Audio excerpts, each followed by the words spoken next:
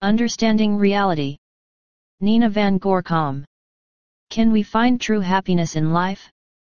There are moments of happiness in our life, but these do not last.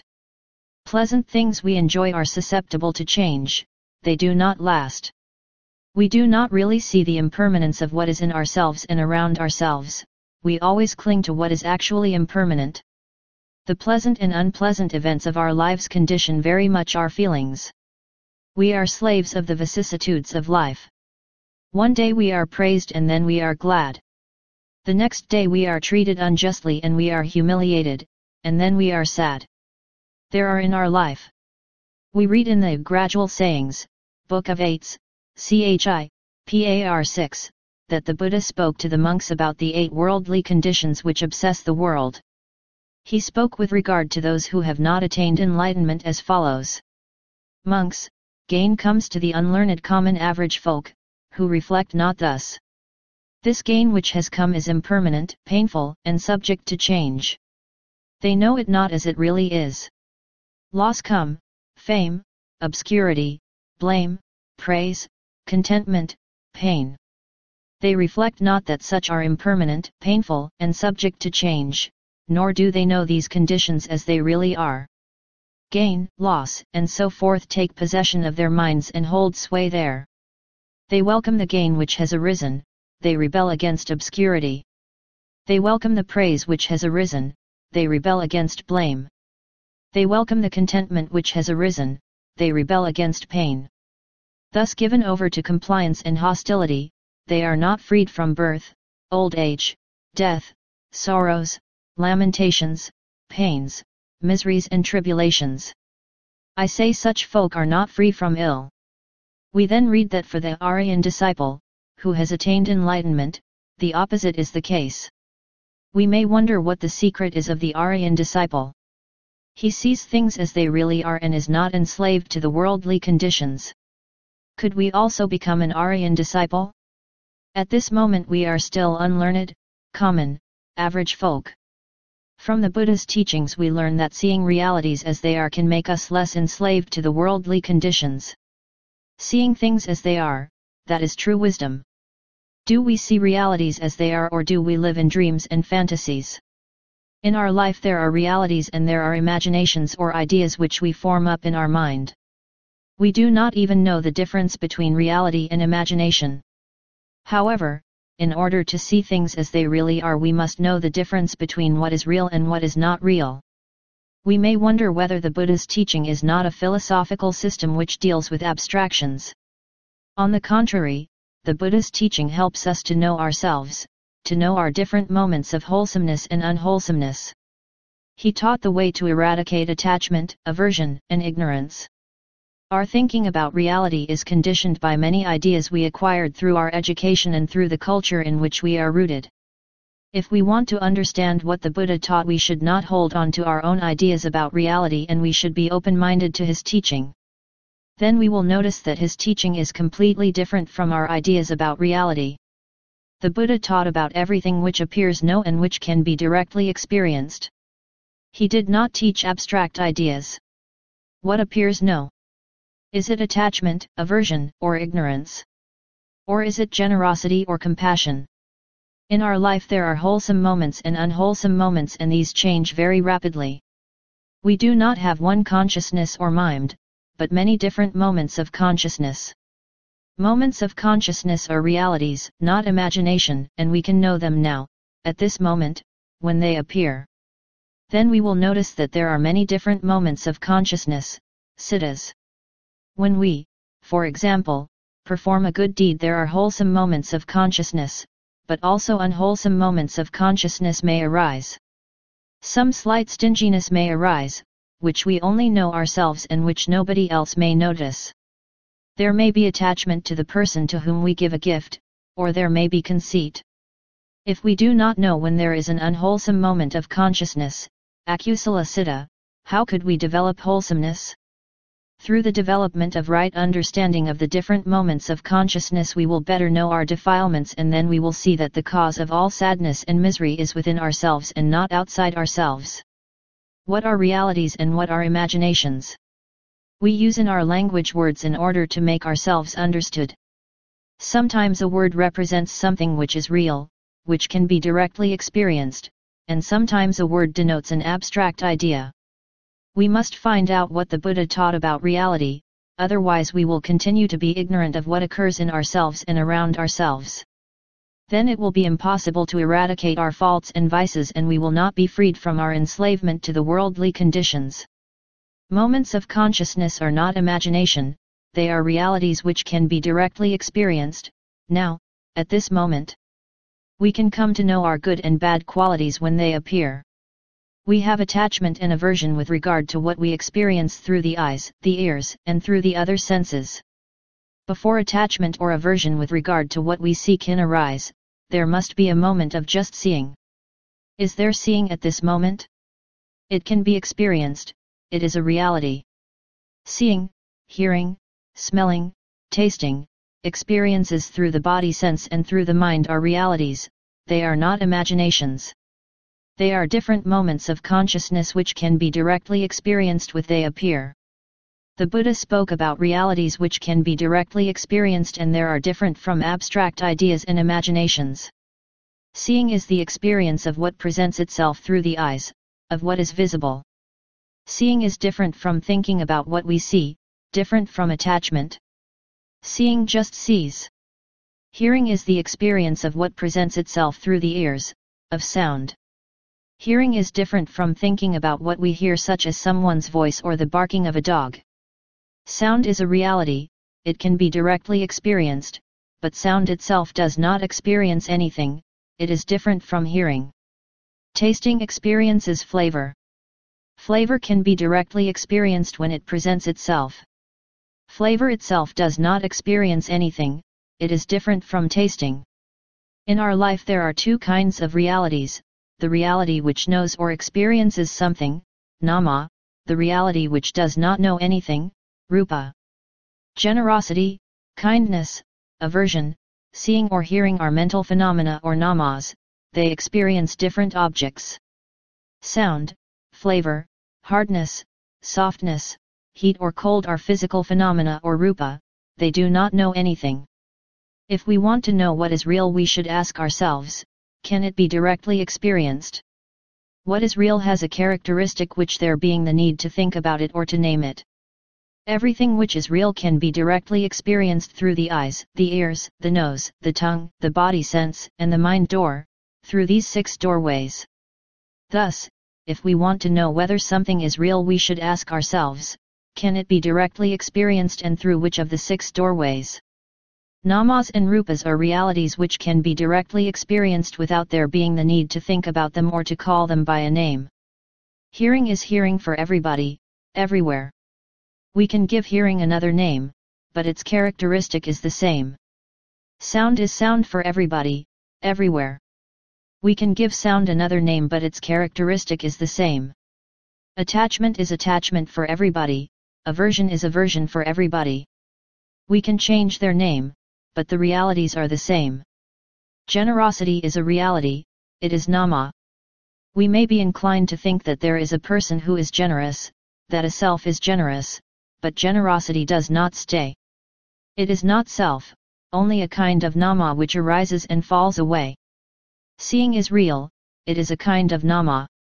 We think, I see, but seeing does not stay, it is impermanent. Where is then the self? There is no person. What we take for a person are in reality only different namas and rupas which arise and then fall away again. The nama and rupa in our life are realities which can be directly experienced. They are real, but they do not stay. They arise and then fall away immediately. We are full of wrong ideas about reality. We believe that a self sees and hears, that a self performs good deeds and bad deeds, the whole day there is clinging to a self. Wrong view about reality cannot lead to any good. So long as we believe in a self, there cannot be any eradication of attachment, aversion and ignorance, and then we will always be enslaved to the 8 worldly conditions of gain and loss, fame and obscurity, praise and blame, contentment and pain. There is no self who experiences something. The seeing sees, the hearing hears, the thinking thinks. What is the use of knowing this? It is essential to know that not a self but different moments of consciousness experience different objects. There can be only one moment of consciousness at a time and it experiences one object. We may be inclined to think that namas can last for a while. We may believe that thinking, for example, can last for some time. In reality there are many different moments of thinking and they think of only one object at a time. Can we think of more than one thing at a time? This is impossible. Seeing is a moment of consciousness and it experiences only one object, the visible object. After seeing there can be thinking of what we have seen or there can be hearing, but these moments cannot arise at the same time. All these moments are different. We should know nama and rupa as they appear one at a time through the 6 doors. Ideas such as person, car, or tree are not realities, they cannot be directly experienced and thus they are not objects of which we should develop insight. The Buddha taught that only one nama or rupa can be known at a time, when it presents itself through one of the 6 doors. We may understand this in theory, but now we have to prove it through the direct experience of realities. This is not easy, because we still cling to our one view of reality. Still, we have to know the different objects which present themselves one at a time through the different doorways. Once I was having lunch with Kun Sujin, my good friend in the Dhamma, in a Chinese restaurant in Bangkok. I was served a duck's foot and when I looked at it I had aversion. Kun Sujin said, "Just taste it, try it," without paying attention to the shape and form. I tasted it without paying attention to the shape and form. The taste was good. At that time I did not understand yet the full meaning of Kun Sujin's lesson. But she wanted to show me that the experience through the eyes is one thing, and a experience through the tongue the eyes is one thing, and the experience through the tongue quite another thing and thus another reality. We join all the different experiences together into a whole and we think I am eating a duck's foot. Duck's foot is not a reality. What are the realities? There is the experience of visible object. There is visible object. There is attention to shape and form, and this is different from seeing. There is aversion. There is tasting, the experience of flavor. There is flavor. There is thinking of the flavor. Thus we see that there are different mental phenomena, namas, and physical phenomena, rupas, and these can be known one at a time. We can begin to develop right understanding of the realities of our life. If we do not come to know namas and rupas which appear one at a time, we believe that a duck's foot, a person, a house, or a car realities which exist. However, these things are ideas, not ultimate realities, paramatha dhammas. Namas and rupas which can be experienced one at a time are realities. Our life is namas and rupas which arise and fall away. When there is a clearer understanding of the realities which can be directly experienced, one nama or rupa at a time, there will be less confusion in our life and we will gradually learn that there is no self. In order to develop right understanding of nama and rupa, there should be mindfulness of them when they appear. There is no self who is mindful but it is sati which is mindful. Sati is a term in Pali, the language of the Buddhist scriptures, which can be translated as mindfulness, non-forgetfulness, or awareness. Sati is a mental factor which accompanies each wholesome moment of consciousness. There are different kinds and degrees of sati. When we are generous there is sati which is non-forgetful of generosity. When we abstain from killing or other unwholesome actions there is sati which prevents us from unwholesomeness. There is sati with the development of calm, tranquil meditation, and it is mindful of the meditation subject. Sati in the development of insight or right understanding of realities has a different object, it is mindful or non-forgetful of a nama or rupa which appears now. At that moment there is no notion of a self or something which exists and can stay. We cannot induce sati whenever we want it. Listening to the Dhamma and considering realities which appear can condition the arising of sati. We should have right understanding of the object of awareness, the reality which appears now, which is either nama or rupa, and we should remember that only one reality appears at a time. We are inclined to join many realities together into a whole. I thought that I could see a duck's foot, and I failed to understand that seeing is different from thinking and different from tasting. One cannot see a duck's foot, seeing sees only visible object or color. Thinking can think of the idea of a duck's foot. Thinking itself is a nama, it is reality, and sati can be mindful of thinking. That idea of which we think is not a reality and thus it cannot be object mindfulness. We cannot expect there to be many moments of sati in the beginning. Sati is non-forgetful of the reality which appears now, through one of the 6 doors, and at that moment understanding of that reality can develop. That kind of understanding is direct understanding of the reality which appears, and it is different from theoretical understanding. The development of direct understanding of realities is the development of insight of the Buddha taught. It can only develop very gradually, during many lives. Insight leads to detachment from the self. We learn that what we used to take for self are in reality many different elements, namas and rupas, which can be known when they appear. My husband and I had been invited to a restaurant where it was very cold. I have aversion towards cold and I was inclined to say something about it. But that would have been impatience and lack of consideration for our host and hostess. I considered that the namas and rupas which arise are beyond our control. They arise when there are reconditions for their arising. We always think that a self or a person can be master of nama or rupa. Sometimes it seems that we can, but it is not so in reality. The experience of bodily ease and pain belongs to the 8 worldly conditions which we are not master of.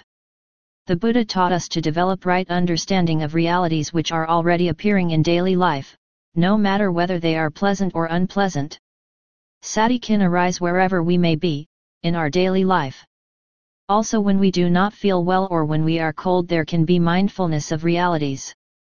For example, if there can be a moment of mindfulness of only cold when it appears, there is at that moment no notion of my feet which are cold or the cold draft, which are not realities but only ideas. After a moment of sati is never lost. Sati falls away, but it can condition a moment of sati again, later on.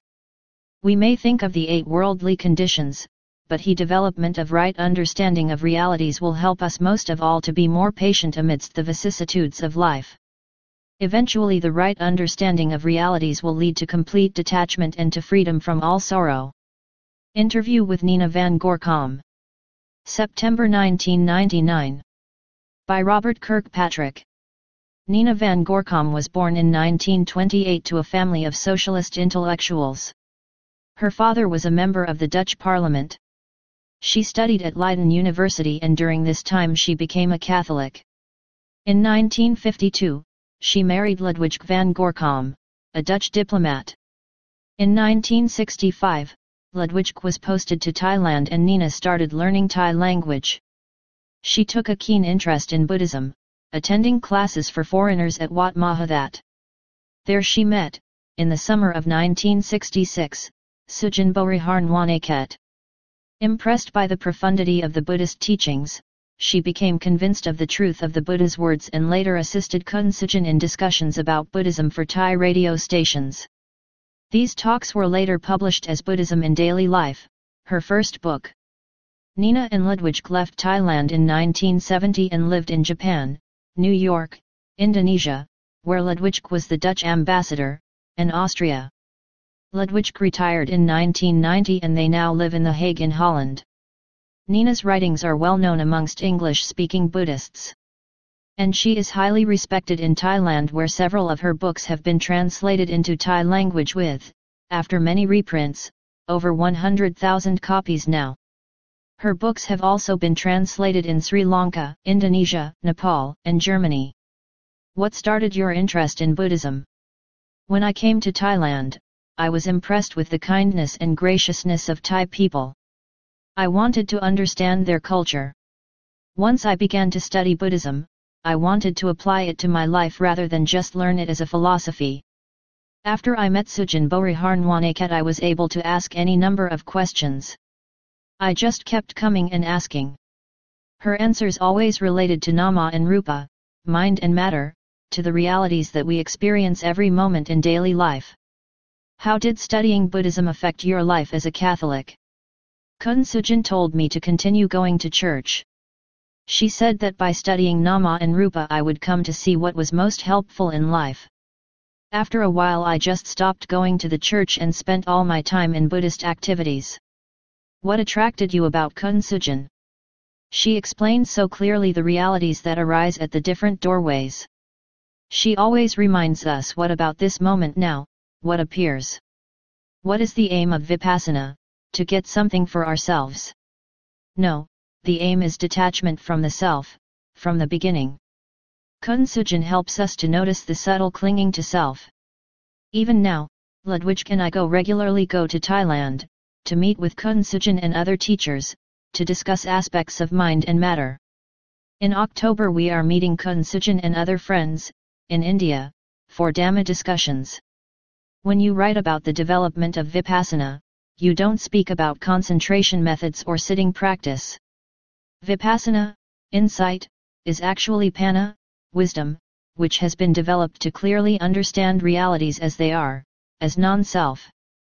It is not some special practice, it is not sitting or breathing. If one wishes to induce calm by sitting, one still wants to get something. There is subtle clinging which can pass unnoticed.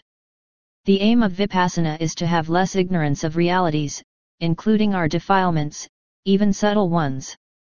Therefore it can and should be developed in daily life. Any object can be an object for mindfulness and understanding. But can't sitting quietly be an assistance for mindfulness to arise? Even mindfulness is an atta, non-self. It cannot be induced just by concentrating or trying to be calm or by sitting quietly. The conditions for mindfulness to arise are listening to the Buddha's teaching, discussing, considering and pondering over realities. And it develops by studying realities as they appear in our daily lives. Some people find it difficult to accept that one cannot force sati to arise, and they wonder whether this means idleness. The Buddha taught us to develop all good qualities, such as generosity and metta, along with right understanding. It is understanding, actually, that should be emphasized. Nevertheless, the Buddha taught concentration practices such as anapanasati breathing mindfulness. Doesn't that suggest that they are important? We read about this in the scriptures because in the Buddha's time there were people who were able to concentrate on the breath. This is a very subtle rupa, which is produced by citta. It is most difficult to be aware of breath. Before one knows it, one takes for breath what is something else, air produced by other factors, not breath. The commentary to the kindred sayings the lamp, states that only Mahapurisas, the great disciples, can practice it in the right way. Thus, the Buddha did not teach that everyone should practice it. To those who were gifted, who had the accumulations to do so, he taught it. He explained that there is no self who is breathing, and that breath is only rupa. How should we practice Vipassana? The situation is not that a teacher tells you first what to do, that you practice together, that you do this, then that, at a certain time, in a special place. There is no rule, there is no special technique. In fact, we don't use the words practicing Vipassana, but rather, developing understanding of realities little by little, and that, quite naturally, in daily life. We should see the advantage of understanding different realities, different momentary conditions, to realize that there is no me who is developing but that wisdom gradually develops. That this development can only happen if the right conditions are present. It can't occur because of wanting or forcing or pretending to ourselves that we are making progress. However, understanding will gradually grow if there are the right conditions. It is an atta, not controllable by any self. You write exclusively within the Theravada tradition. What is your feeling about other Buddhist traditions? Kunsujin's explanations are based on the scriptures and commentaries of the Theravada teaching. But we do not have to name it Theravada, that is just a label. We should consider whether the teaching helps us to understand whatever reality is appearing at this moment. That is the test of truth this very moment.